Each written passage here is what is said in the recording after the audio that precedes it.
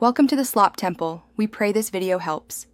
You start by opening Settings and navigating straight to Language and Input so you can change keyboard behavior. Once in Language and Input, tap Default Keyboard or On-Screen Keyboard to view installed keyboards. Make sure you choose the keyboard you actually use, often Huawei keyboard or Gboard, because the next choices apply to that specific app. You do this first to avoid toggling the wrong options later. It saves time and prevents confusion when disabling prediction features. You now enter the selected keyboard settings screen to disable prediction features.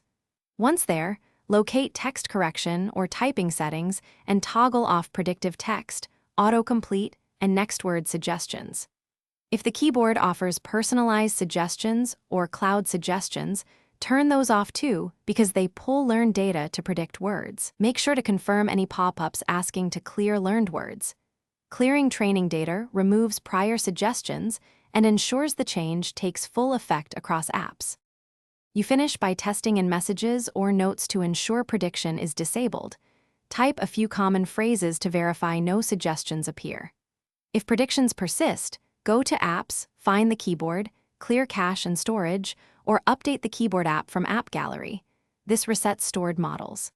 If that fails, temporarily switch to another keyboard app or reboot the phone to apply changes system-wide. One key troubleshooting tip: clearing learned words or cache often resolves stubborn. Thanks for watching. Consider subscribing if we helped you.